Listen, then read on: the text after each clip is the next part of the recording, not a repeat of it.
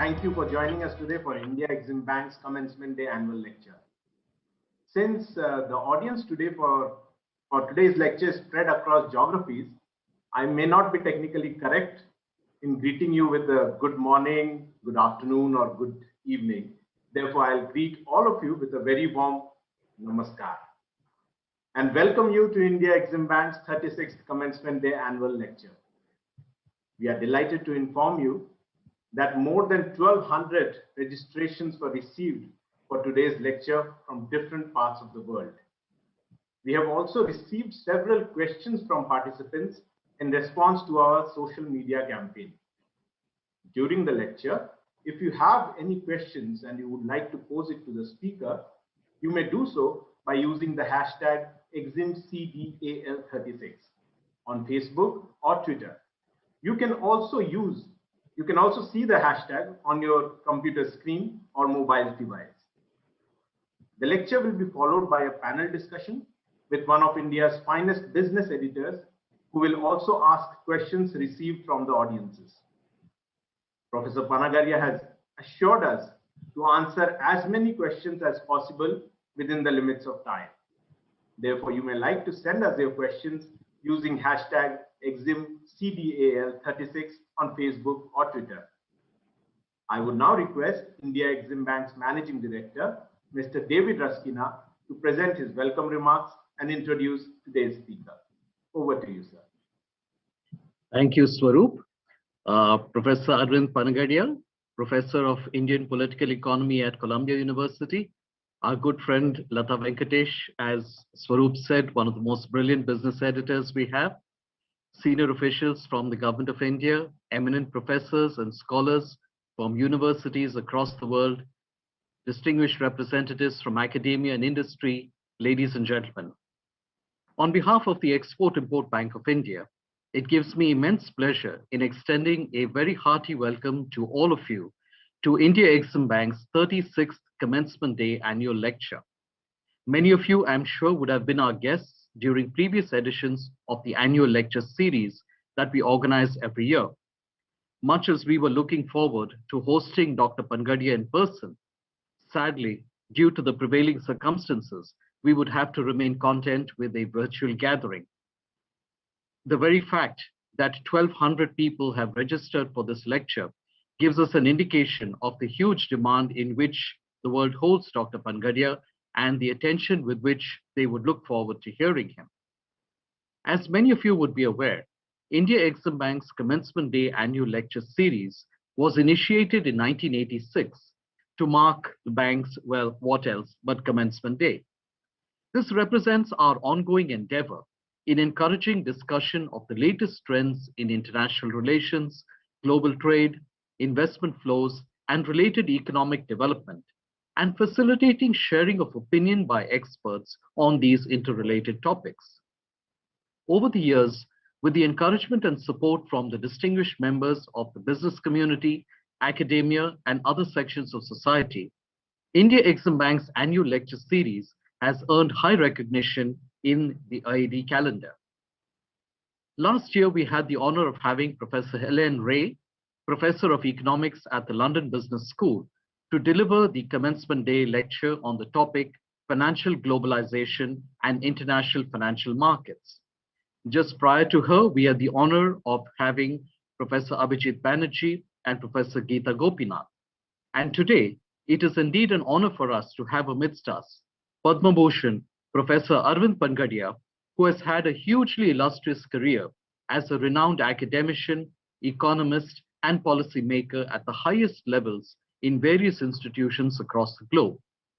Given his vast knowledge on the subject and his practical experience as a practitioner and policy formulator, it would be a rewarding experience for us to listen to Professor Panagadia speak this evening. And he has chosen to speak on a very interesting theme, India's trade policy, past, present, and future. Ladies and gentlemen, this topic could not have been more opportune for us. Over the last 7 decades, driven by the prevailing ideologies, India's trade policy has seen remarkable changes. Exports, as we all know, are a vital part of any country's GDP. The integration of the domestic economy through the twin channels of trade and capital flows has seen an acceleration over the last 2 decades, as India's GDP reached 2.88 trillion in 2019-20. India's trade and external sector had a significant impact on the GDP growth as well as expansion in per capita income. Now, clearly, foreign trade has to be given its due importance. Incentivizing exporters may seem like a great idea in theory. However, such incentives can often be against the World Trade Organization norms. That's one of the reasons India has decided to withdraw the present Merchandise Exports from India scheme, or MEIS, and replace it with a more nuanced WTO-compatible remission of duties or taxes on export products, or RoDTEP in short, scheme. Additionally, the existing foreign trade policy, which was due to end in March 2020, was extended in light of the pandemic till March 31st, 2021, and a new foreign trade policy, we understand, is very much in the works and may shortly be announced. The current regional and global trade dynamics collectively make a strong economic and strategic case for India to relook at its trade policy afresh and comprehensively, keeping our trade and investment policies in mind. India, more than ever now, needs a robust foreign trade policy that can effectively tackle the new normal while nations struggle to deal with an economic downturn and a post-COVID-19 global economic order. What will it contain? Rather than take reactive stopgap measures, the FTP could possibly hope to take proactive steps to ensure that exports are sustainable for Indian companies and in line with WTO norms. A robust and comprehensive trade policy would contribute to a vibrant export-led economy in line with priorities. I am sure Professor Pangadia, in the course of his lecture, would take us through the story of India's evolving trade policy and leave us with some valuable policy prescriptions for our current policymakers to dwell upon this evening. While Professor Pangadia is well known to almost all of us in this virtual gathering, may I please take the opportunity to highlight a few salient aspects of his illustrious career. Professor Pangadia obtained his doctorate from Princeton University and is currently the Jagdish Bhagwati Professor of Indian Political Economy and Professor of Economics at the School of International and Public Affairs, Columbia University, USA. He is also an advisor to the board of the US-India Strategic Partnership Forum since 2017. Professor Pangadia, as we all know, was awarded the Padma Bhushan, India's third highest civilian award, by the Government of India in March 2012. He has served as the Vice Chairman of the Niti Aayog, Government of India, at the rank of a Cabinet Minister during 2014-15 January to 2017 August. As the very first Vice Chairman of the Niti Aayog, he played a key role in shaping the institution for the challenges of our times. Dr. Pangadia also represented India during the G20 summits in Turkey, China, and Germany as India's G20 Sherpa. He also briefly served as the Chief Economist at the Asian Development Bank and as the Principal Economist at the World Bank. He has been a non-resident Senior Fellow at the Brookings Institution, Washington, D.C. for 7 years till 2014, and was earlier a visiting scholar at the International Monetary Fund, the World Bank, and UNCTAD. Prior to that, he has been a professor of economics at the University of Maryland at College Park. In India, he has served on boards and high-level committees of several prominent institutions, including the Securities and Exchange Board of India, the Indian Council for Research on International Economic Relations, the Indira Gandhi Institute of International Development Research, the Center on Advanced Financial Research and Learning, and many others. Dr. Pangadia has been on the editorial boards of several leading academic peer-reviewed journals, including the Economics and Politicals, Journal of International Trade and Economic Development, Journal of Policy Reform, and so on. Professor Pangadia's research work mainly focuses on economic growth, trade, and public policy.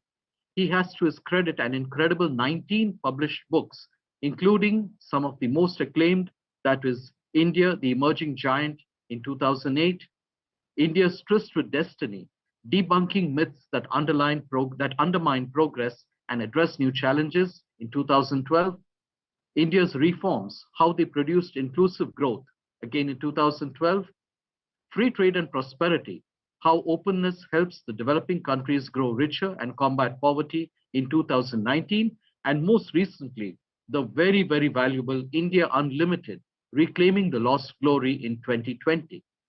He has also written innumerable policy and technical papers published extensively. Ladies and gentlemen, it is indeed a privilege for me and my colleagues at Exim Bank to welcome Professor Arvind Pangadia this evening at India Exim Bank's 36th Commencement Day Lecture. Dr. Pangadia, we would have very much loved to welcome you in person. We have to unfortunately pass up this opportunity, but I look forward to meeting you in person at some future date. Meanwhile, ladies and gentlemen, I once again welcome you all to India Exim Bank's Commencement Day Lecture, which is being webcast live on our Facebook page and YouTube. Dr. Pangadia, without taking more of the audience's time, may I now request you to kindly honor us by delivering your lecture, which we all eagerly anticipate. Thank you very much. Thank you, Mr. Raskina, for that incredible introduction. I couldn't have done any better myself. The number of things that you picked up from my career, much appreciated. Friends, also Lata, really very kind of you to join. And as David has said, Lata is one of our very finest financial and business editors, and you know, I have really followed you, Lata, pretty much for as long as I can remember, and it's been a pleasure to do so many different interviews with you.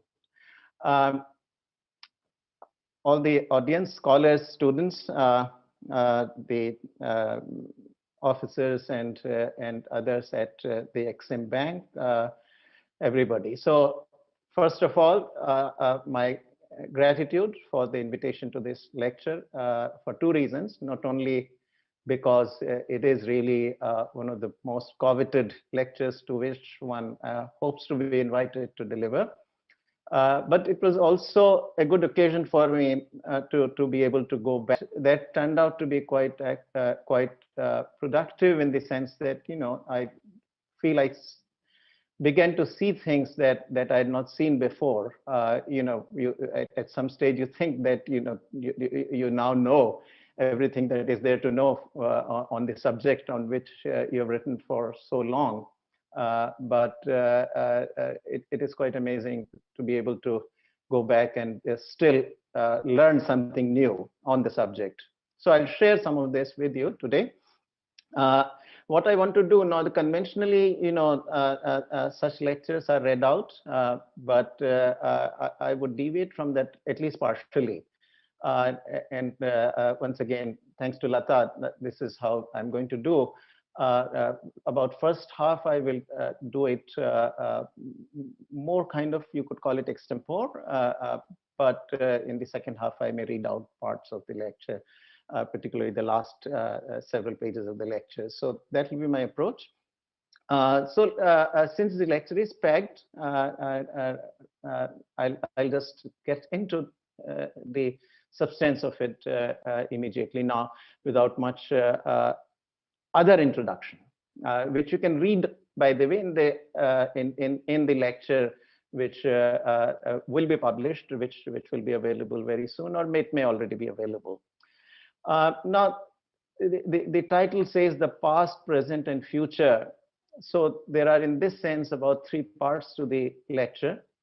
The past, as I define it for this lecture, is from 1950 to 2013-14, we can say 1950-51 to 2013-14. The present, I would say, is the current government's tenure. That is the present, and then the future, which we can come to discuss at the end. So past is what I will discuss without actually reading out of the lecture. But when I get to the present and the future, that's where I would get to some bit of reading of the lecture. So let's begin with the past, and this I'm going to do in three different pieces. The first piece is going to be about what I call the lost decades. This is the decades from 1950 to 1980. Then the transition decade, which is 1980 to 90. And then I will come to the last part of that past, which is 1990 to 2014. And this is the change of regime and takeoff of the economy. And then we'll come to present in the future. So begin with the past. A lot of this is well known on the, about the Indian history. But I want to put it in a slightly different way than you may conventionally read about this particular history. Now, you know, the beginning of the trade policy in India, in my new reading is that very critical to it, actually, not only to trade policy per se, but India's entire policy regime from 1950 to 1980, the central element was this objective of achieving self-sufficiency. Now, Nehru, Prime Minister Nehru, evidently, you know, had been a very major, had been a major player in the independence movement. And so it was not unusual for a leader like him to see economic policy as being sort of part of that struggle as well. And to him, it was essential that India be not only politically independent, which it had become August 15, 1947, but it also be economically independent. And his vision of economic independence was really very clearly what you would call, what economists will call self-sufficiency. And a trade policy expert would say, you know, really getting to a situation of really autarky, meaning a situation of no trade. One quotation that one can give, and there are a number of these, you know, so what I'm giving you is just as an example. This was out of a speech that he had given in Hindi, and what I'm giving you is an English translation of that. This speech was given at FICCI around 1954 or 1955. So he says that, look, you know, one thing is clear to me. This is Pandit Jawaharlal Nehru. Says, one thing is clear to me, that if we do not develop heavy industry here, then we either eliminate all modern things such as railways, airplanes, and guns, as these things cannot be manufactured in small scale industry, or else import them. Right? So he says, well, you know, for all these modern things such as railways, airplanes, and guns, either we produce them at home or we import them. And if we don't do either, then we eliminate them. Then he says, but to import them from abroad is to be the slaves of foreign countries.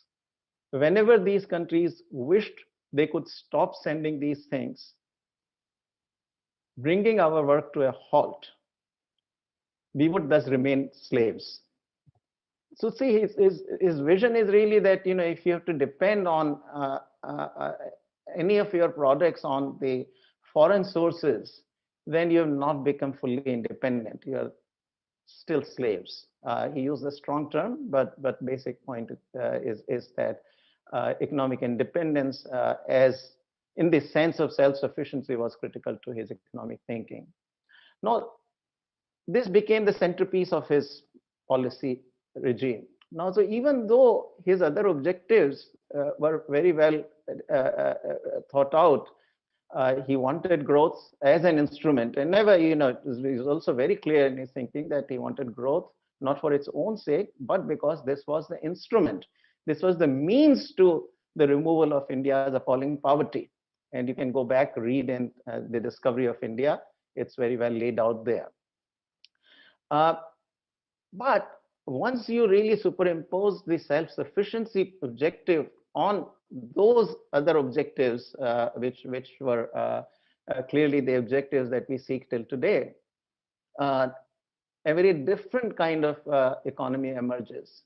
And indeed, that essentially the self-sufficiency objective ended up putting an end to any of our chances of growing very rapidly or conquering poverty.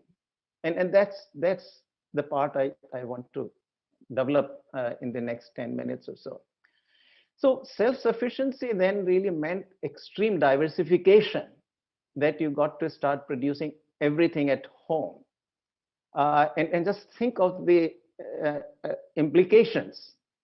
if you want to produce bicycles, then you have to also produce its components.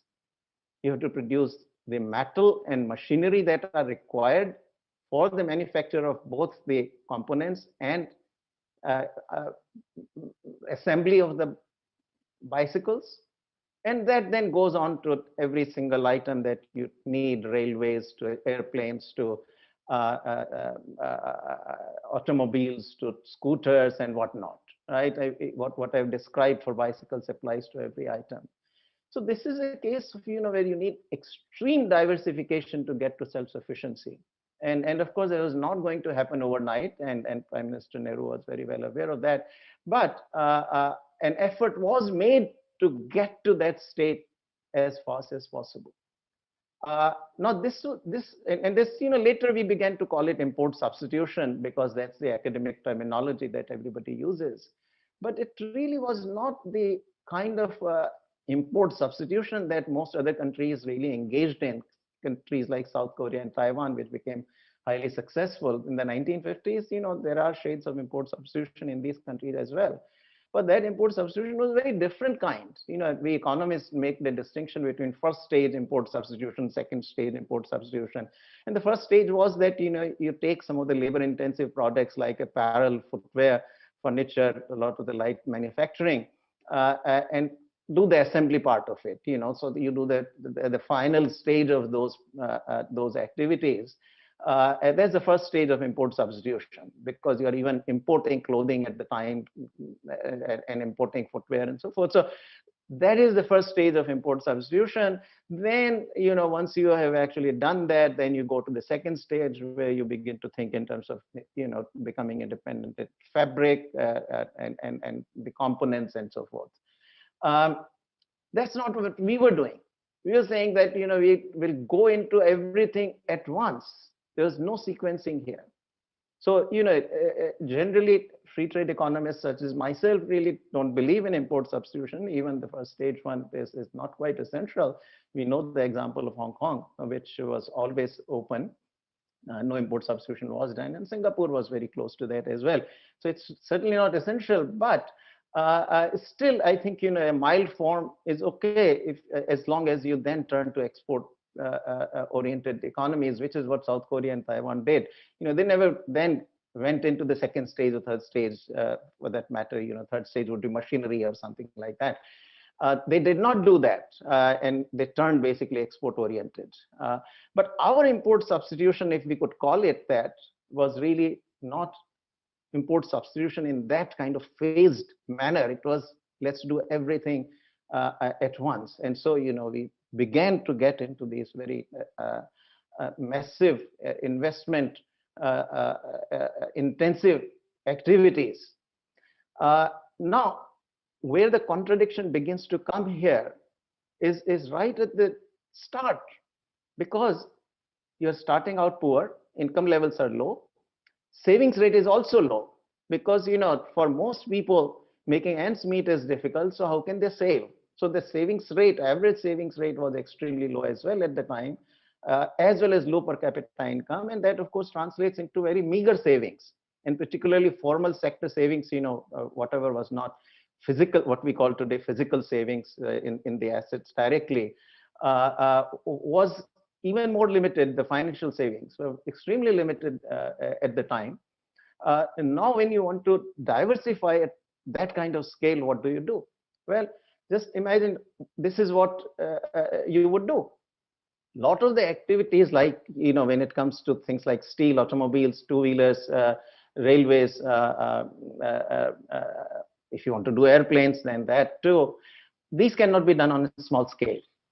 You have to have at least some minimum technologically feasible scale. So you need capital for that. So once you recognize that, and the planners of India did recognize that, and so they saw that, look, the capital is very scarce.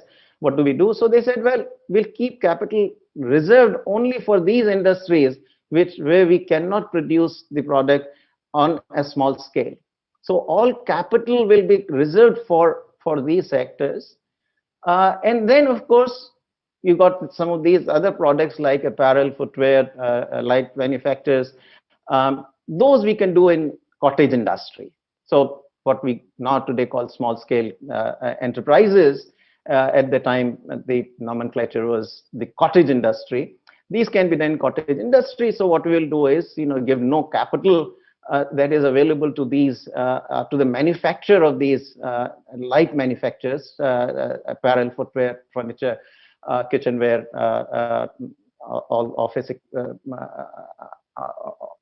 equipment, and so forth. So that became the allocational rule, that capital ought to go to these products, which must be produced at some minimum technologically feasible scale, and the others must rely on their internal sources, household savings, whatever they can keep and invest directly in the cottage industry. That is all they are going to get, right? So that once that decision was made, the rest of the regime, rest of the policy regime that we created followed immediately from that. One, of course, this is the socialism sort of played a role here, that Nehru was very keen on bringing the public sector. So some of the heavy industry items, public sector went into it in a big way, using these tax revenues, so these are the public savings, if you will, which were invested by the government, by the public sector directly into some of the heavy industry. But what about the private capital? Private capital will go where profits are. And so it might end up in sectors such as apparel and footwear, etc., which would be in bigger demand because of the larger population demands. That is something that needed to be avoided. So therefore, the licensing system was created. And so the policy was adopted that licenses will be required for any investment. At that time, any investment that was bigger than ₹1 million, which was really nothing if you think about it, a license would be required. And that, of course, then was used. That became the instrument to channel all investment in these capital intensive sectors. So if you wanted to do apparel or footwear and wanted a license for it for a large scale manufacturing, you will never get it. Later on, of course, from 1967 onwards, we made that a formalized system by introducing explicit small scale industries reservation.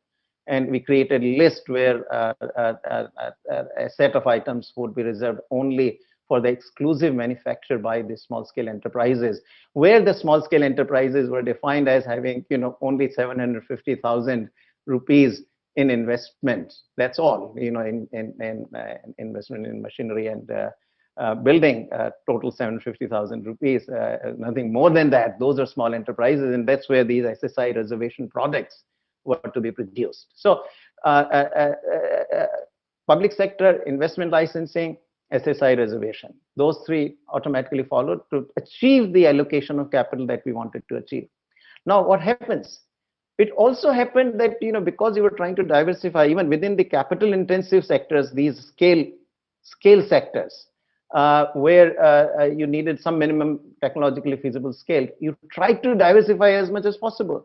That, of course, meant that each enterprise size was still, by this global standards, was still relatively small.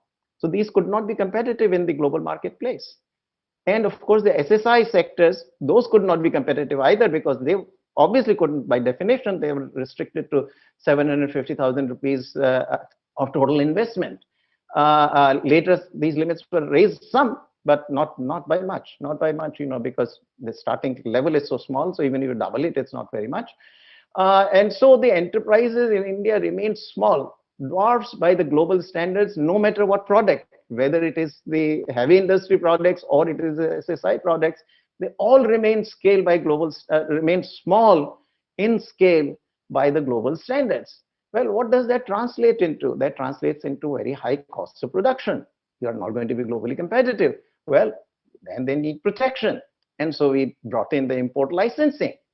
So import licensing it existed before, but was, at least in the 50s, was relatively liberal. And even consumer goods imports were permitted in the 1950s until about almost all 1950s. It's a phenomenon of 1960s that consumer goods then got more or less banned. Imports of consumer goods got banned. And so import licensing really became very tough. Anything that could be domestically produced, no matter how poor in quality, would not be allowed to be imported.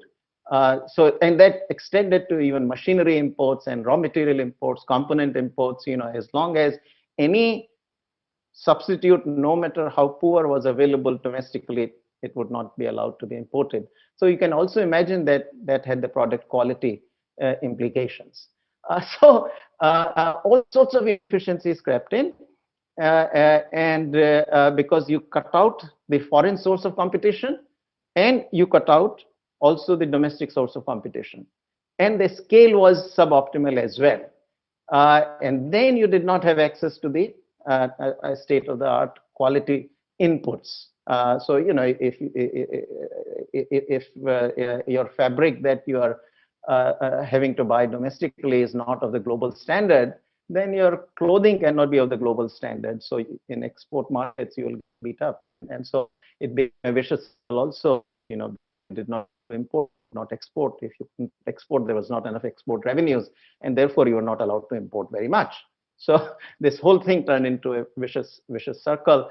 The restrictions on output also meant that profitability could be excessive, which again, in the prevailing socialist kind of milieu, was not appreciated, and therefore price controls followed. So products like scooters, automobiles, steel, cement, they all became subject to price controls. Price controls, of course, created shortages because the demand would exceed the supply, and so then you have to bring in distribution controls. So permits have to be then issued to who it's bureaucratically decided who is going to get to buy at these below market prices. And so hence, license and permits, or license permit Raj. One could also add a third word there, the autarky. It really became license permit autarky Raj. And that, of course, produced outcomes which were not very happy ones. Growth rate was not particularly high. If you take 1950 to 1980, average growth rate was something like 3.8%. Industrial growth maybe over the entire period 5%. But if you take the second half of this period, about 1965, 66 to 80, 81, that was a very, very bad period. This is the period during which this regime tightened up, and Mrs. Gandhi was even more strongly driven by what I call hard socialism. Nehru socialism was soft socialism. He was much more tolerant of the markets. He did not believe in nationalization, and even on trade policy he was, and foreign investment policy he was a bit more liberal. So in any case, that sort of second half, your growth rate dropped to 3.3%, industrial growth to 4%. Really very poor performance. This was really a case of lost decades. Poverty did not decline as a result either. I'll come to show some graphs later on, but that's the story of the lost decades. The transition decade is the 1980s, and this is, I will go rather quickly on that. Basically, what had happened was that, by the second half of the 1970s, a couple of things happened. One was that oil crisis brought in a lot of demand for Indian workers in the Middle East, which created remittances, and that relaxed the foreign exchange constraint to some degree. And allowed the imports to be liberalized a little bit. Also around this time, there was pressures from, whatever little industrialization that had happened had brought in some industrialists who found that they could not use their existing capacity of production because they did not have enough raw materials that they needed to import from abroad. And so there was a lot of pressure coming from the industry as well for some kind of liberalization for the access to imported inputs and machinery. And that sort of, a coincidence of those two factors allowed some liberalization to happen. At least the thinking began to shift a bit, that we need to do something. Politically, there was still not a willingness to accept that somehow the entire policy framework was the wrong one, and therefore no major policy change happened. You have to work within the same framework to do whatever liberalization you wanted to do. So both on investment licensing front and import licensing front, some liberalization happened, but within largely the same policy framework that had existed. The main innovation was to bring back what is called the open general licensing, whereby products that were not produced at home at all were put onto this list called the OGL, Open General Licensing List, and for which no license would then be required. And that list over time grew bigger and bigger. So there was one source of liberalization. The second source was that a lot of the imports in India used to be canalized, meaning government had the monopoly over those imports. In 1980-81, about 67% of total imports were actually canalized in that way. Now remember, imports were already small, and 67% of those were already canalized, that the government was importing them. For the rest, therefore, very little foreign exchange was left, you can see. So that declined in the 1980s for two reasons. One, discovery of oil at Bombay High reduced the demand, the need for imported crude oil. And the second was the Green Revolution, which made us independent in food grains. And so that percentage by 86, 87 dropped to 27%. So that eased up the foreign exchange constraint for the rest of the imports. OGL expanded as a result. They accounted for only 5% of the non-canalized imports in 80-81. That rose to about 30% in 87-88. So that was also an important development. Some export incentives were given, which helped liberalize on the import side as well. And very importantly, in the second half of the 1980s, there was a large depreciation of the rupee, which gave some jump to the exports, and that also helped bring in a bit more foreign exchange, and therefore some relaxation of the import regime. But it still was not a big deal. We will call it piecemeal ad hoc liberalization. And I'll show you in the numbers in some of the charts in a few minutes that the impact was relatively limited. All right, so that's what happens. Now, as we approach the late 1980s, one of the factors at work was very large fiscal deficits. And these fiscal deficits were also partially financed by borrowing abroad. And so the external debt kept rising. And that, of course, with relatively limited export earnings, eventually, by the 1990 or so, about 27 to 30% of the export earnings became had to be used up for servicing the external. So again, the foreign exchange constraint became tighter. Industrialization was happening due to some of this liberalization happening, so the import needs were rising as well. And in the end, of course, it was an unsustainable situation. Such large fiscal deficits, particularly financed by borrowing abroad, were not sustainable. Crisis happened in 91, and that brought a big change. Three factors, I would say, were very critical to this change. One was the breakdown of the Soviet Union, which had served as one of India's, or really the key model that India had followed in adopting the planning model. So that kind of defense of the old system completely broke down. China rose up. Now, if you look at the history, intellectual history of the time, if you try to tell Indian bureaucrats, particularly that, look, how Singapore and Hong Kong had been successful, they will offhandedly reject that these are city-states, don't apply to India. You mentioned Korea or Taiwan. They say, no, these are small countries, they don't apply to us. But China was a different story. China was a communist country, and it was larger in population than India. And then when China opened up starting late 70s, grew 10% in the 1980s, that really left no defense for the kinds of arguments that were being made by the Indian bureaucracy and the leadership, political leadership.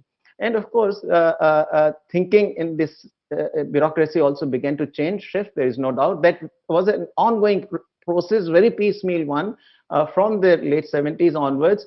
But this particularly became more intense by 1990. So there were certainly some senior bureaucrats in the Indian bureaucracy at this point who felt that something big needed to be done. What was required was political will, and fortuitously during this time period in the elections, a new prime minister came, Narasimha Rao, who happened also not to be from Nehru Gandhi family, but and moreover from South India, which was another big difference. And lo and behold, he took the courage and he took the opportunity to liberalize, to completely change the system, ended investment licensing, ended import licensing, and quickly began to compress tariffs. And that process was sustained.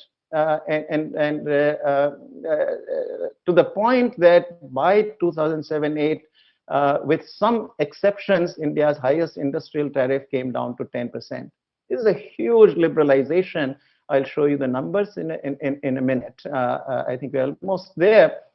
So that liberalization really changed the whole picture, and the economy's performance really jumped up as well. So here is a good point at which we can look at some slides very quickly. And I'm going to share my screen with you. And let's see. So here are the liberalization really, So not only licensing was ended, initially in the initial liberalization, the licensing on 30% of the tariff lines, which were all consumer goods, was retained. And that ended in 2001, 10 years later. But in the meantime, tariff compression was done. And here are three measures of tariffs I give you: maximum tariff rate, simple average industrial tariffs, and the percentage of tariff lines that were higher than 15%. So internationally, we define these as tariff peaks. So on the last column, we have the tariff peaks shown. So very quickly, 1991, highest tariff rate, 355%. Simple average, 126%. We didn't have, this must have been close to 100%. In any case, that number is not available. Come 2001-2, you got maximum tariff rate is compressed to about 35, industrial tariff, the average 31%, but tariff peaks are still very much there. So, we think of liberalization having been done during the 1990s, but in terms of tariff peaks, we are still very high. So the imports were still not so liberal. 94% of the tariff lines were still more than 15%. It was by 10-11 that we get to 10% as the highest tariff rate. Average, simple average goes down to 9%, 8.9, and tariff peaks only about 12%. So that was really, particularly if you look at this from 2001 to 10-11, there has been significant liberalization on trade front. It's a continuation and certainly a difficult reform, but it was sustained and actually done. What are the outcomes? You can see this is the imports as a percentage of GDP. You can see how tightening of the imports happened. It was almost 10% in 57-58. This is where a crisis happened, and we adopted foreign exchange budgeting, and that led to the sliding of the imports. And you can see at bottom 69-70, it fell to 4%. Imports, total imports as a percentage of GDP, and a lot of the imports are food imports or oil imports. So for the rest of it, hardly anything is being imported. At 0%, you go to Turkey. That's how bad it became. It did not return to even 9.4, which is the close to previous peak, till 1980-81. And even then, that was just a one-time thing, and it slid down again.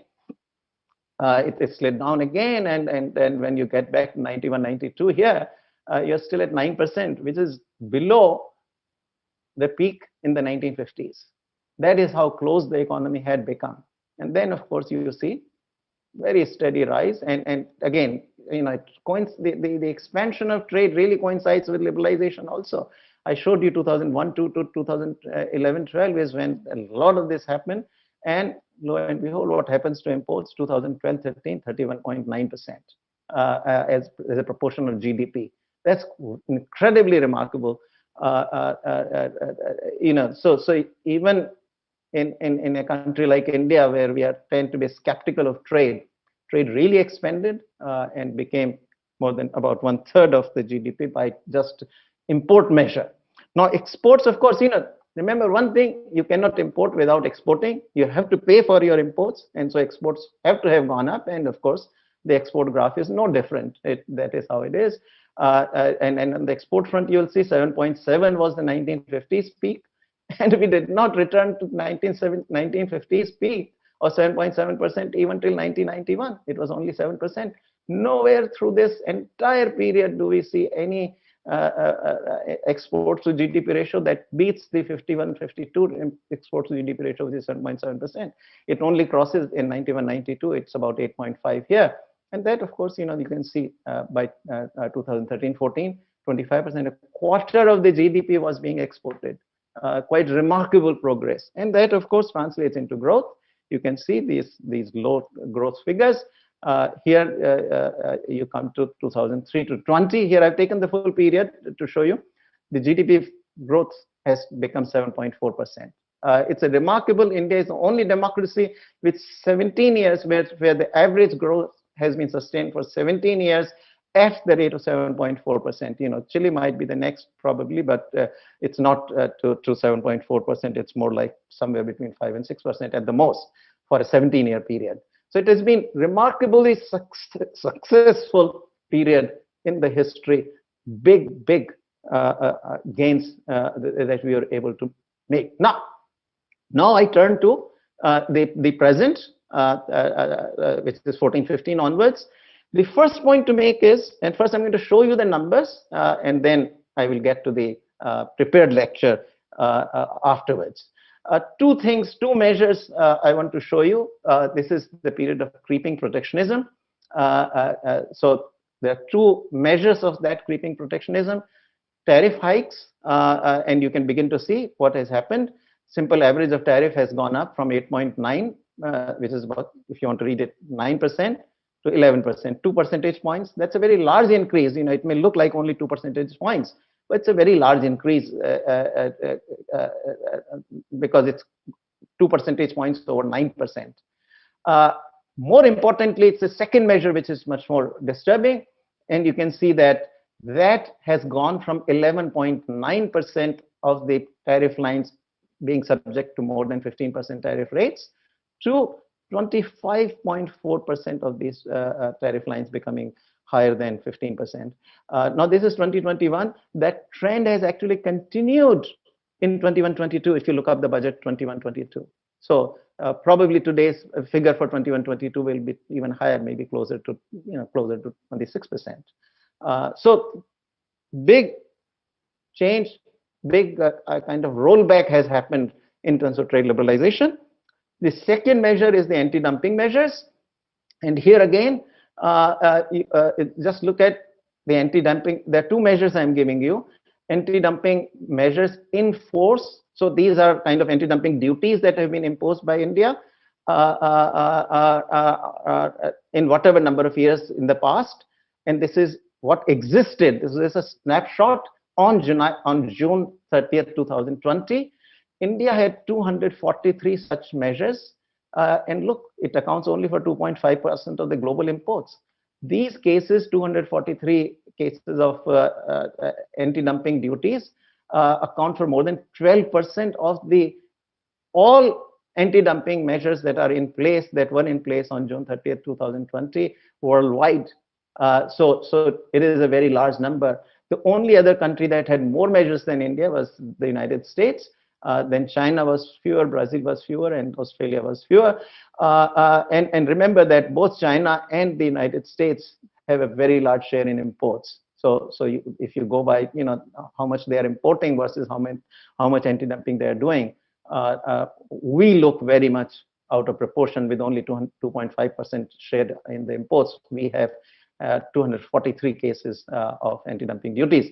The year 2019-20, this is the flow measure in any given year. We brought the maximum number of anti-dumping cases in India, 98 cases. Nobody was even close. United States is second with 71, and then Australia is third.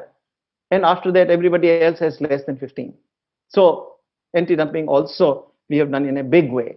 Now, this is where we'll end the presentation and we'll return to the lecture. Now, this is where, both of these measures that I have given you are pernicious in two further ways. Not only that there has been this spikes in these rates, but also both for tariffs. Which tariffs do you raise?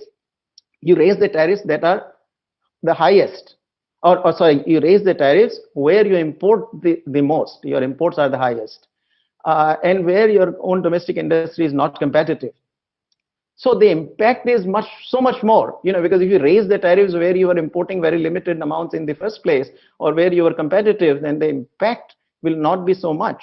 But generally, when you raise the tariffs, you are raising it where imports are large and where domestic industry is not competitive. So the impact, therefore, on trade is that much more. Same, even more so with anti-dumping. You pick up the most competitive sources of imports. You go after the most competitive sources of imports, and those are the ones that are subject to anti-dumping duties. And anti-dumping duties, by the way, are not just 10-15%, often they are 50% plus. So they are also much larger, significantly larger. Now, the popular view is that this is all because of China, that we are, China is dumping products on India, and therefore that is why we are have such a large number of anti-dumping cases.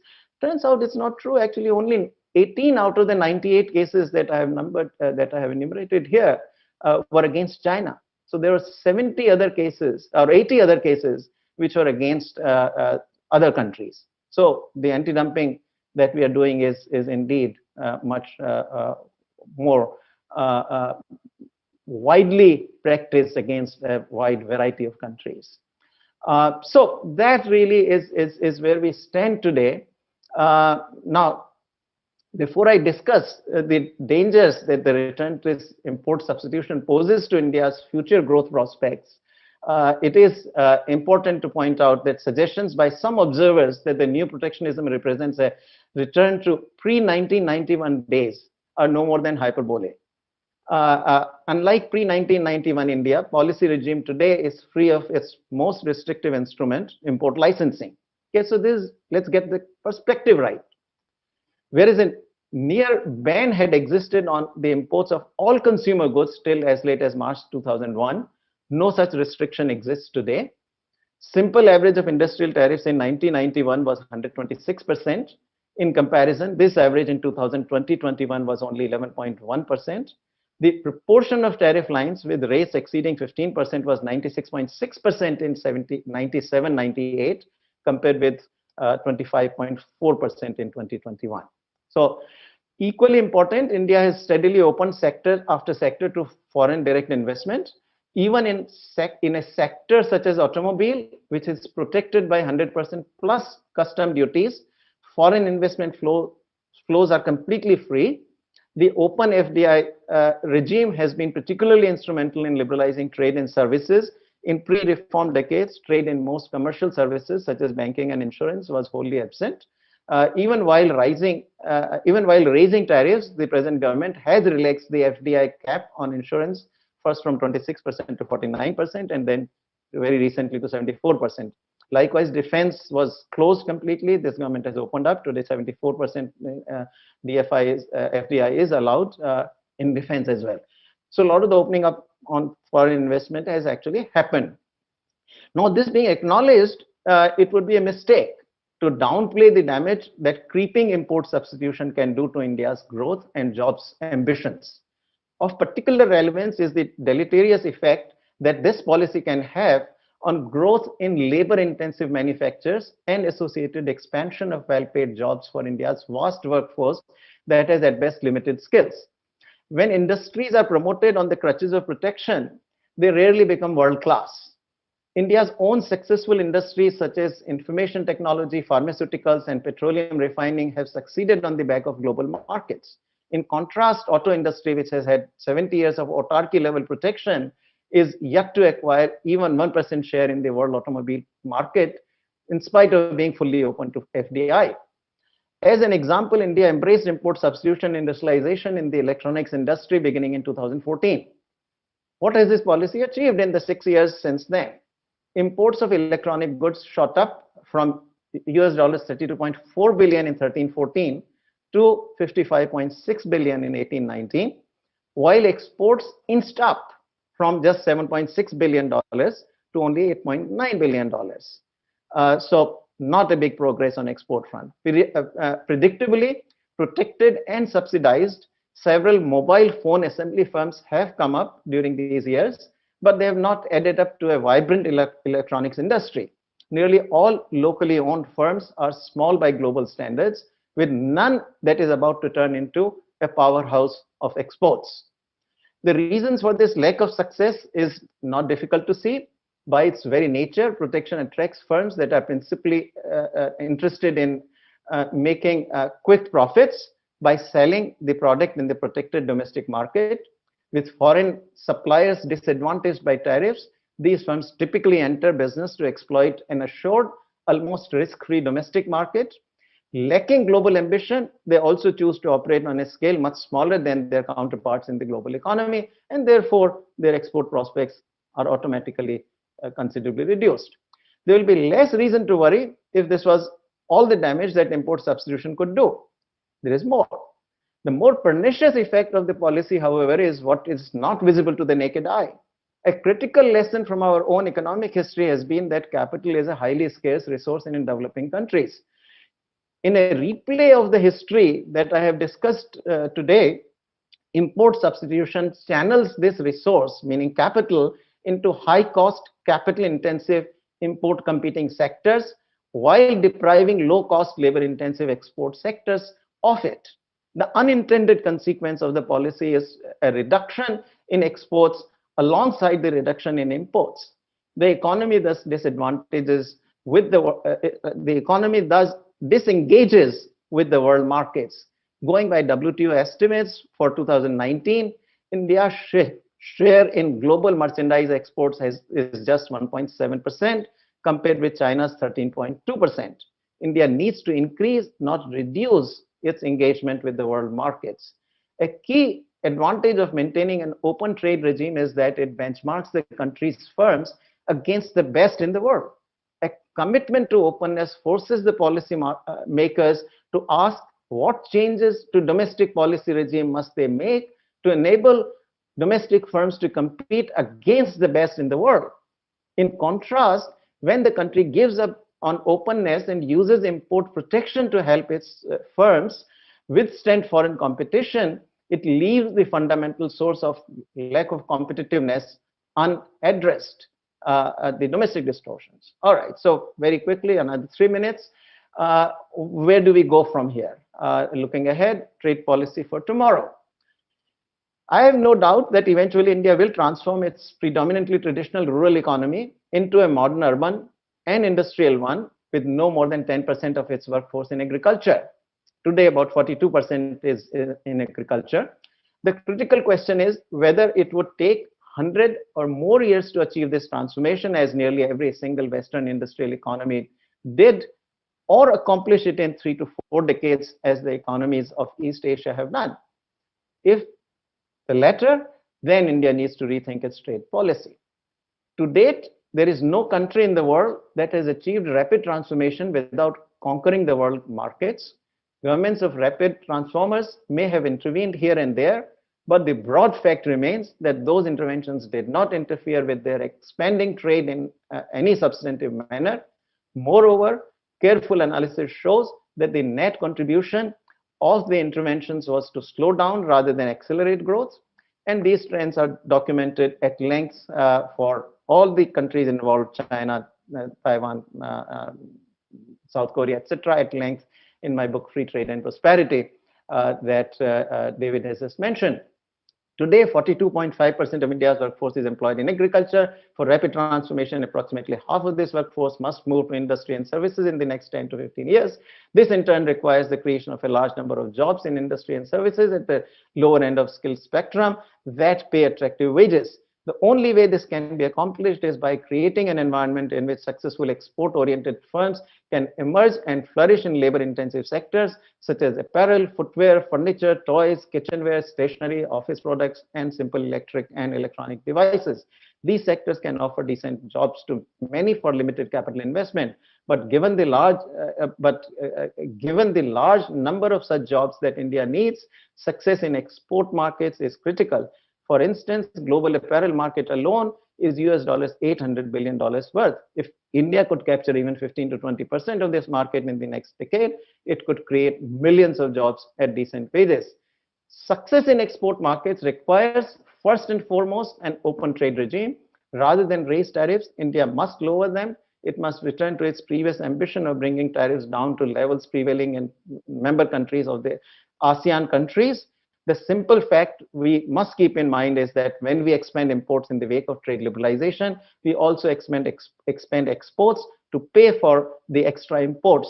As the process of import and export expansion proceeds, we replace low-paid jobs in small import competing firms by better paid jobs in export-oriented firms. So we can liberalize unilaterally, which is the preferred route, which is how we did it for till 2007-8, and I think that's where we need to go back to. But there is also now a popular second avenue, which is to conclude free trade agreements with our trading partners. I suggest that we do that with United Kingdom and European Union. Those are the two good starting points because agriculture is a sensitive issue for us, so we can't start with the United States. We don't want to do it with China for obvious reasons, and I've certainly, once I supported India going with RCEP, I no longer do that for the geopolitical reasons that China has given to India and really the rest of the world. So you need to disengage with China, and I think good starting point is for that is to engage more with our other trading partners, and United Kingdom and European Union provide a good starting point because with United States, you got agriculture, which is a very sensitive issue. US is highly competitive in agriculture. UK and Europe actually are not. And so there's less of a challenge in agriculture. In other areas, we can handle it. So that is a good starting point for free trade agreements for India. I will conclude very quickly. With a low corporate profit tax, labor law reforms, the goods and services tax, and modern bankruptcy law already in place, a massive privatization program on the anvil, and measures to de-stress the financial sector underway, India is poised to take on the global markets in a major way. But this requires one additional key ingredient, a more liberal trade regime.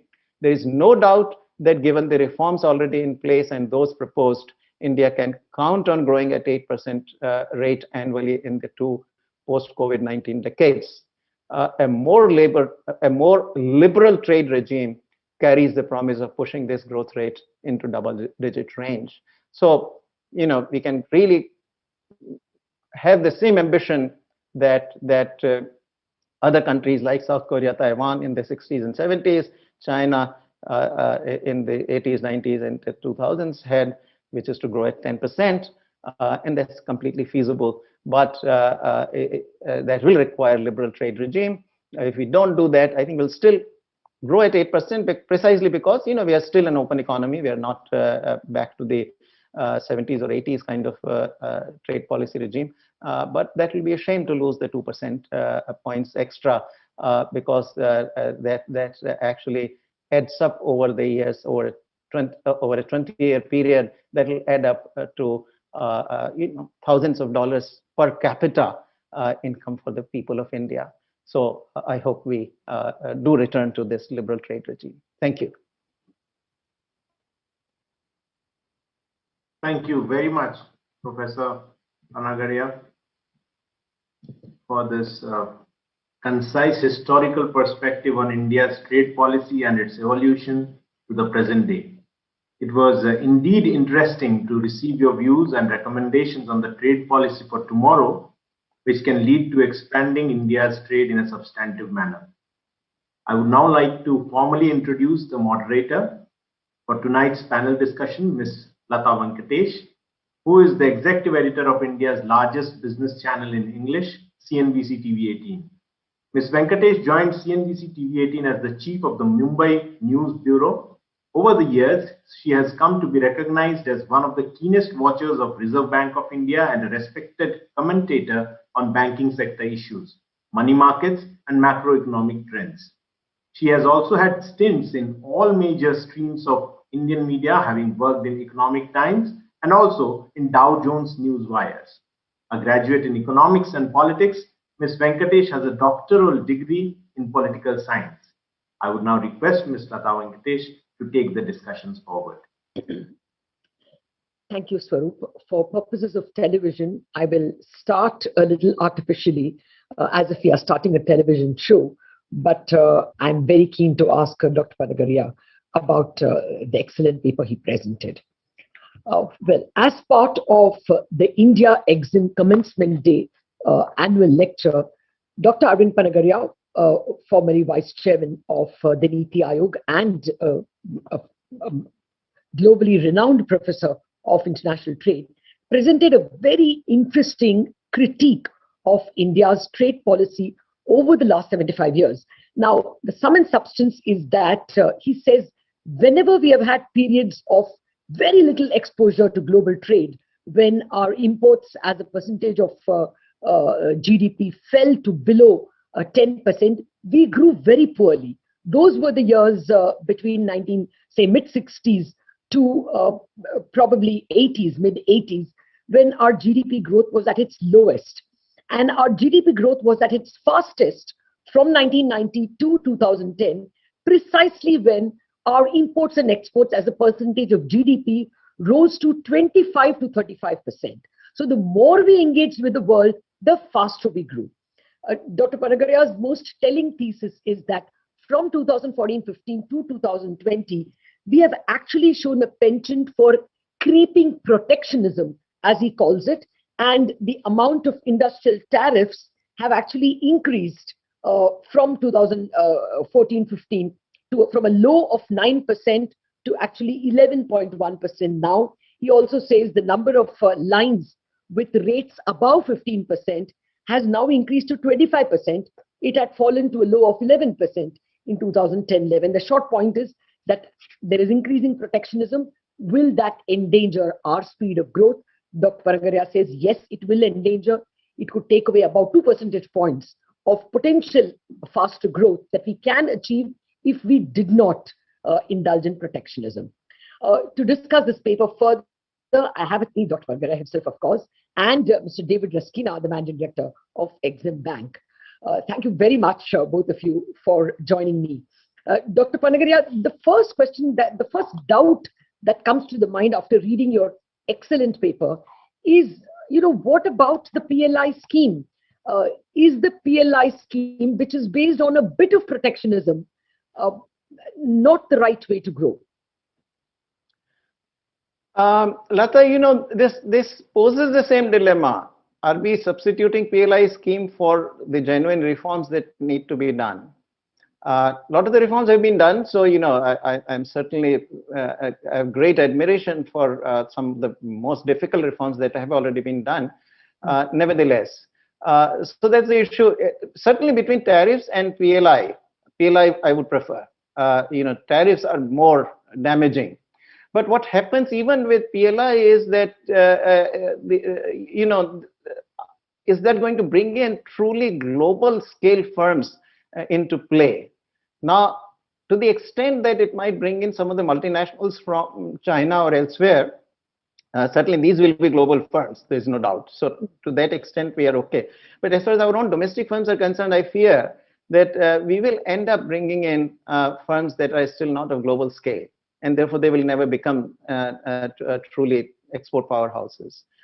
So that's what I fear, really, that somehow what we need is reforms that really, and also the sectoral, right? Often then this ends up, and also because the schemes really are about how much investment you would do. That automatically biases the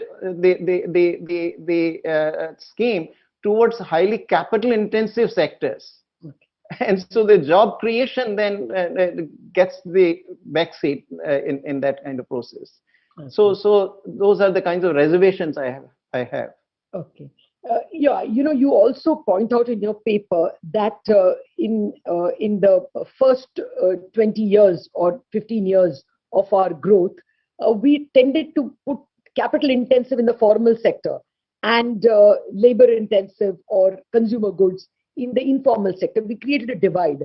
Do you fear that the PLI scheme, by giving incentives to the strongest, might actually exacerbate this divide? So I wouldn't call it strongest, but it is true that again, you got scarce capital, and then if the sectors that are receiving the assistance, the subsidy under the PLI happen to be highly capital intensive, then you are actually doing that. I mean, then you are biasing the same bias. Now, quite apart from your own question on PLI specifically, that bias already exists in India very heavily. Yeah.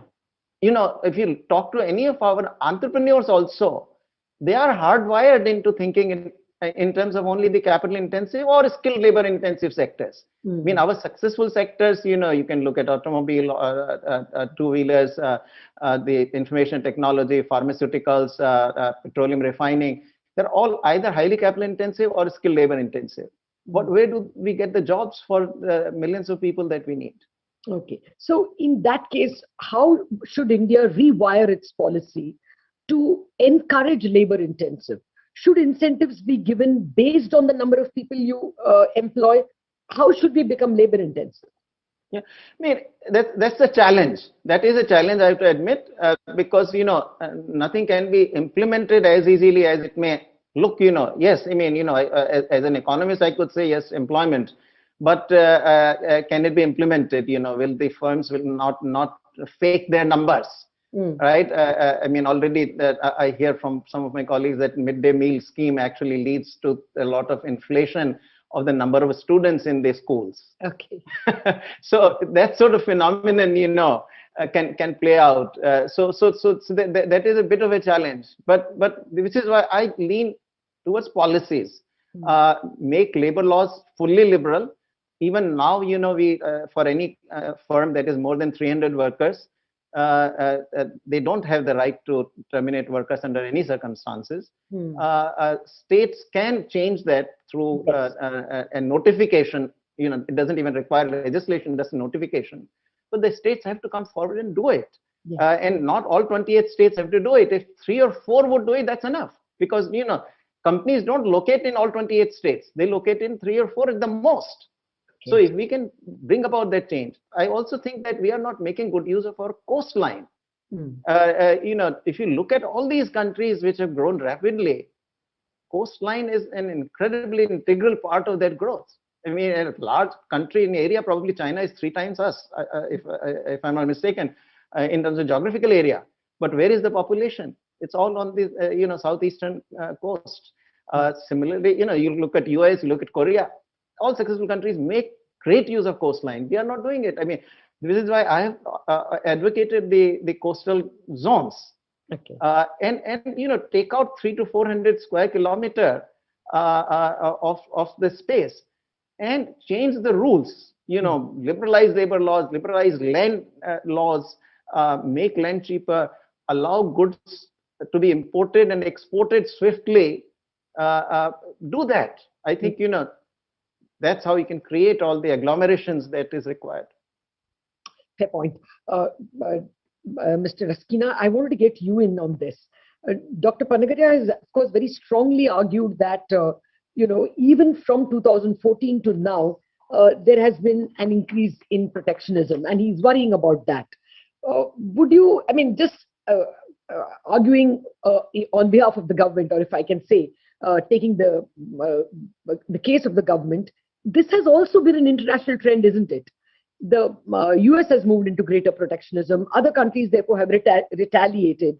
So can India opt out, you think? So I think you have to unmute yourself. Sorry, yeah. No, yeah, you're right. This has become a bit of a global phenomenon. And, unlike when you had, like Professor Pangadia, Professor Bhagwati, there was a strong consensus in the economic profession and in policymakers that trade free trade, fair trade, call it what you like, but trade or enhancement of trade was an economic good that benefited everybody. There would be some losers, there would be some winners, but the number and the size of the winners would far exceed the losers. That was more or less axiomatic. Today, that is not really considered as axiomatic. There is no replacement economic theory which does a better job, but somehow the populist tendency seems to think that trade is not necessarily something as good as it was, perhaps because the losers do have a louder voice as compared to the winners. So it's become a challenge. The WTO has become a shadow of what it was. You're having a kind of a spaghetti bowl of regional agreements. So I would love to think that India could stand on its own against it. But remember, we are just 1.7% of global merchandise trade. We are better in services, but we are still a small player, unfortunately. Fair point. Well, Dr. Panagadia, what would you say? I mean, ultimately, we ebb and flow with global ideologies. And since the ideology set by the United States is now one of, protecting, even if it means expensive goods, at least the jobs go to Americans. That seems to be the, credo of the last regime. Do you think we can be different at a time when the dominant power is calling for protection? So first of all, Lata, we have excelled in being different from the rest of the world. So when the rest of the world was closed, was opening up, we said we are different, we'll keep closed. The question to ask is, how have we done as a closed economy and as an open economy? Our own experience speaks volumes for being open. But taking on to Mr. Askina's point, doesn't matter. I mean, whatever you might say rhetorically, whether the WTO is a shadow of its former self and whatnot, the fact remains that the global trade today is $25 trillion. It was not even 10 trillion when China achieved the 10% growth rate for 3 decades. Go back to as early as 2000, you'll find global trade, both in goods and services, merchandise and commercial services, probably was at the most 10 trillion, not even 10. Today it's 25 trillion. What are we afraid of? I mean, why are we 1.7%? The question you have to ask is, why are we 1.7%? And I think it's simply because we have a very small slice of that, and then we have to ask why the small slice, and that has to do with our policies. I mean, look, 500 million workers, and our share in apparel exports is nothing. Less than 20 billion we export. Bangladesh and Vietnam both export about 1.5 times or more than that, and China 150 billion. It has come down. It used to be close to about $180 billion worth of annual exports of apparel by China. So it is something that we need to do. We have to look in. What are we not doing right? So this actually PLI, the production linked incentive scheme, is also going to be introduced in footwear and textiles. Is there anything you would want to alert the government as to the fashioning of that policy? Of course, I guess the first alert is speed it up, let it come earlier rather than later. But what would you want to advise them? Yeah. No, I think we should. Why was it not already there? It should have been, right? From the beginning, it should have been there. That's a given. Those are the sectors. I mean, all the light manufacturers, I would say all the light manufacturers should have been there, because if they can't even compete for the subsidy, and the subsidy is really taken away by these highly capital intensive sectors, then how are you creating jobs? So they should of course be there, and they should actually have, if you're going to intervene, then I would rather that give them the first priority, let them move much faster. But you have to complement it by things like labor relaxation and land. After all, when you have these large enterprises which are going to use so much labor, they need space, and land has to be cheaper. I mean, the apparel industry operates on paper thin margins. Their margins are very low. So they can't afford, electricity has to be priced properly.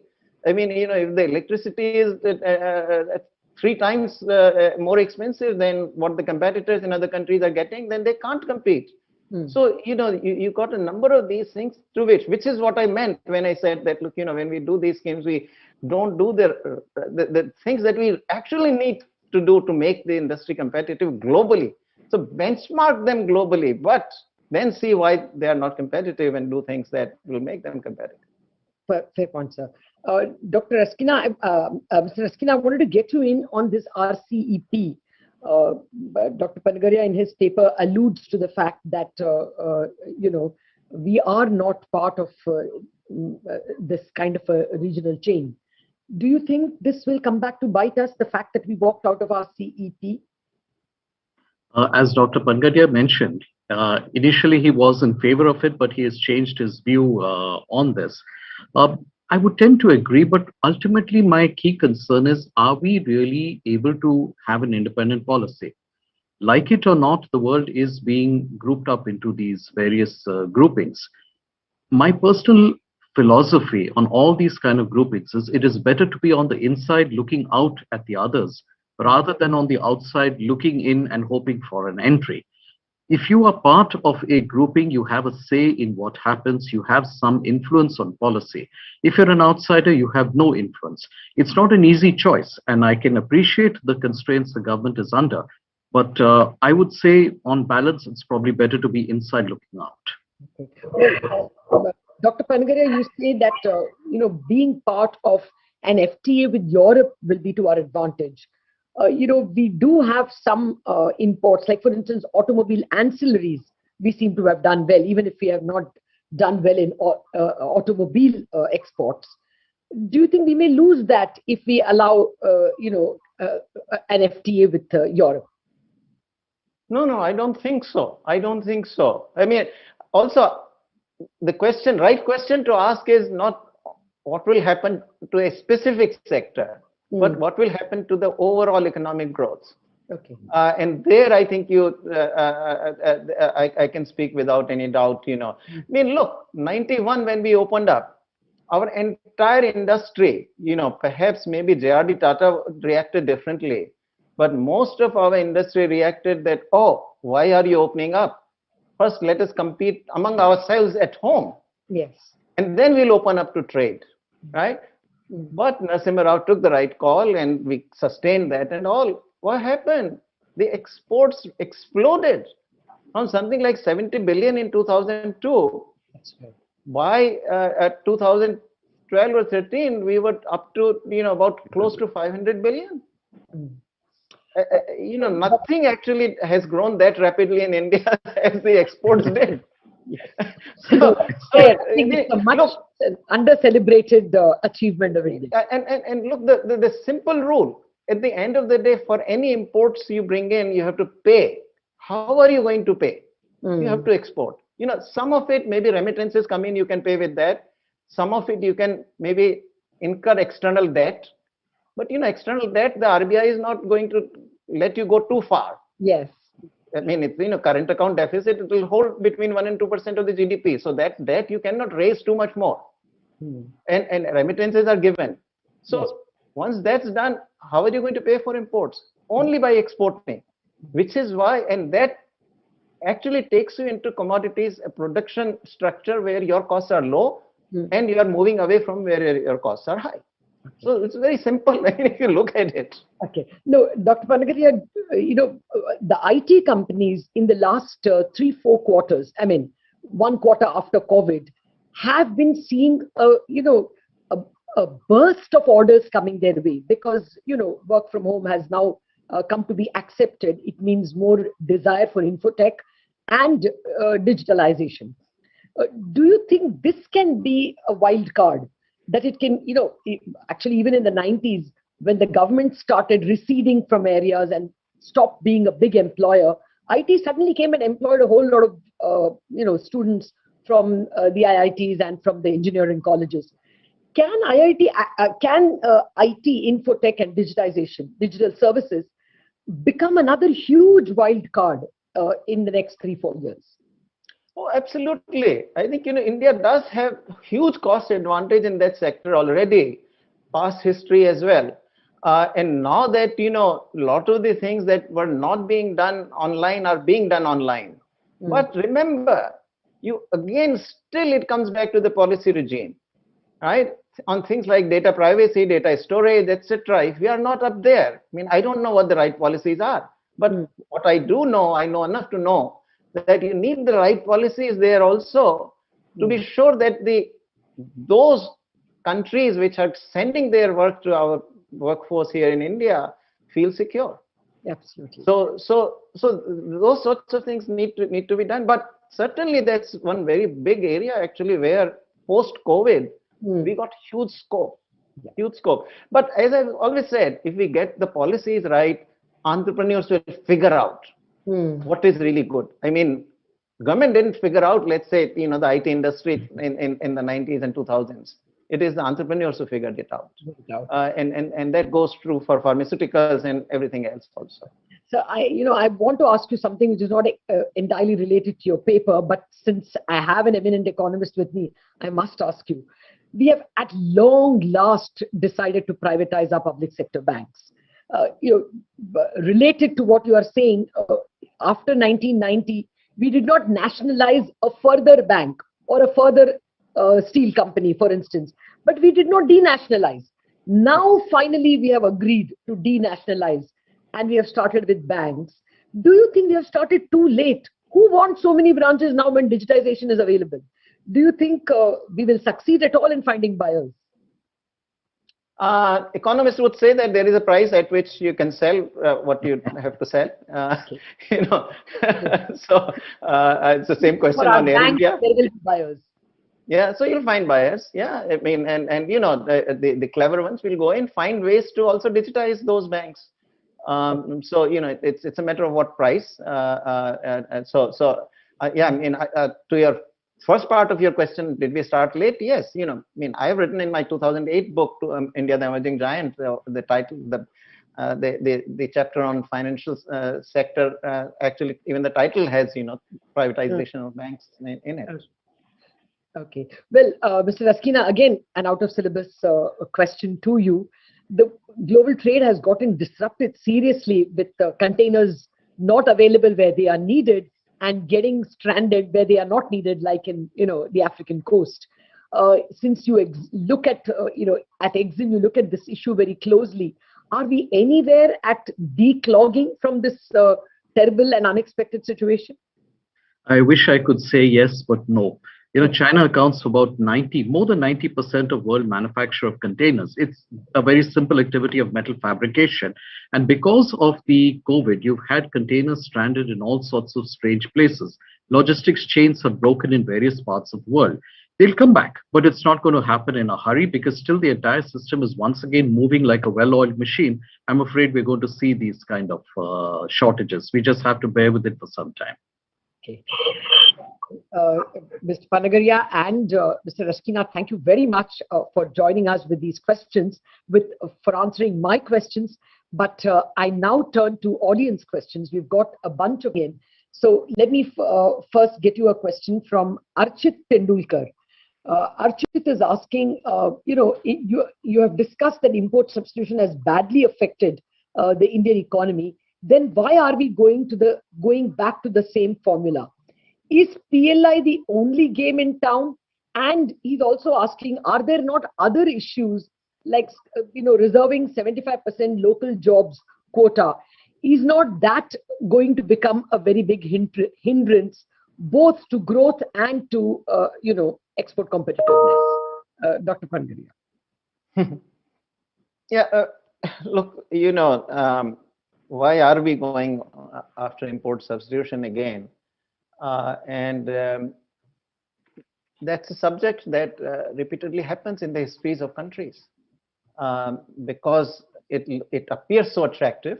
What happens is that and this in Korea, for example, for 10 years, 1963 to 1973, they were extremely open. Then briefly 7 or 8 years, they went into this import substitution also. And what happens is that when you see these imports coming in, with, we had at peak we were 30% of our GDP was imports. You say, why am I importing? I can produce this and add to GDP. Okay. But you don't see that as you add imports, add imported goods, by add output by replacing imports by domestic output, you will also cut your exports. That is not so visible to the eye. And so you're not going to add anything. You will only produce more high cost products and produce less of the low cost products. And that is the fallacy against which trade economists for 250 years have been fighting. Okay. I mean, since record, and with some success, markets today are far more, in spite of all the skepticism around markets today, global economy is far, far more open than it ever was in our history ever. In spite of such low transportation costs also, if you go back to the 19th century, the transportation cost itself provided a huge barrier to trade. But today, so that's a good thing, so we've done that on local job quotas and so forth. Yeah, I think that's a very, very unhappy development if we do that. I think it is a proposal state, and I'm sort of confident that Indian system is robust enough that it will fight it off.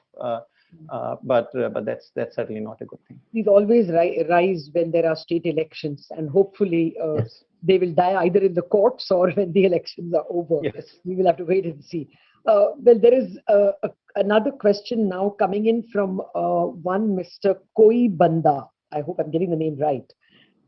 He has many questions, but let me take one which has not been asked. He says this whole idea of Atmanirbhar, do you think it is a messaging mistake?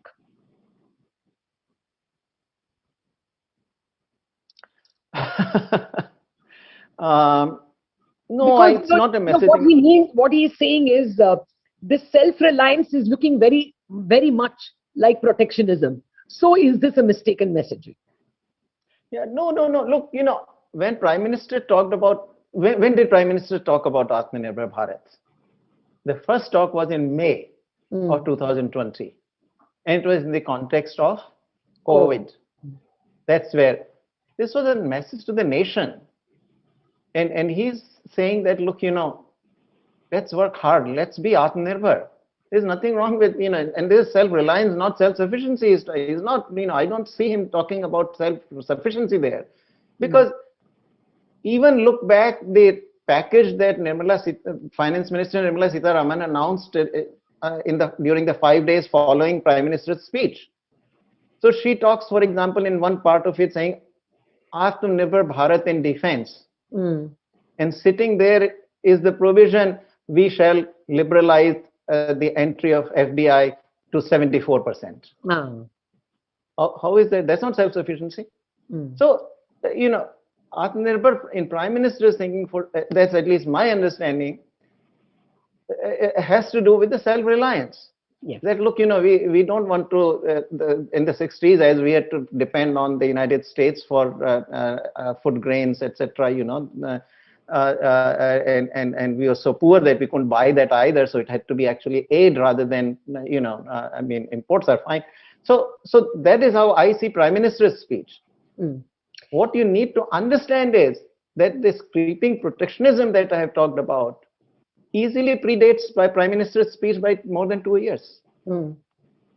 Oh yes, that had already been put in. The whole language of import substitution, the language of PMP. I forget what it stands for, but this manufacturing of first stage substitution and second stage substitution, etc. All that was already introduced actually by the bureaucrats. Anti-dumping at least was definitely older and wider. Anti-dumping had been, it is very much, So I think these are two to me, these are orthogonal. I mean, they're not really directly, they're going separately. Atmanirbhar Bharat is a message to the entire India. Prime Minister was also speaking to the rural India, saying that, look, we should be Atmanirbhar. We should not have to depend on others helping us all the time, financially. He's not saying that don't be interdependent. Prime Minister is the last one who would go against interdependence, right? Interdependence is all fine, but stand on your own feet. But probably, I mean, I obviously cannot get to the questioner, but maybe what he's saying is that, Atmanirbhar, the Prime Minister kept on saying that make in India and make for the world. So he clearly was not, promoting protectionism, but probably industrial lobbies are using that phrase of course, for themselves. Of course, we need more Dr. Panagarias to rip apart the mask. No, I'm a one-man army. I'm sure Mr. Raskina and I are there as well to take your message. I mean, this platform at Exim Bank itself would be very helpful, and I'm sure he's going to reach your message far and wide. So there's another question the same gentleman, Dr. Koibanda, is asking. He has many questions, actually. He says, India is losing ground as in its recognition as a free society. He is worrying whether now investors will not invest in India because we may not qualify high on ESG. Just look at what is happening to foreign investment. Even during COVID, the foreign investment into India is actually risen, not fallen. Okay, fair enough. That answers it very effectively. I think the other questions are mostly, repetitive, asking about bank privatization. So other people are also having the same questions. Well, I think we've gone on for a goodish bit, and I think it's time to thank people who have logged in from all countries. Thank you very much for joining in all across the world in this webinar. And Dr. Panagaria, I must thank you for opening the eyes of both Indian policymakers and students of Indian policy into things that have not gotten noticed. This very detailed research that you have presented and alerted policymakers and policy commentariat to the dangers of protectionism. We hope people are listening, and incremental mistakes that have been made will be corrected, and we will be able to make India into a powerhouse of labor-intensive produce, by which we not only increase our trade, but also employ more Indians gainfully. Thank you very much, Dr. Panagaria and Mr. Raskina, for giving me this opportunity to be part of a very enlightening chat. Thank you, Lata. Thank you, Mr. Raskina.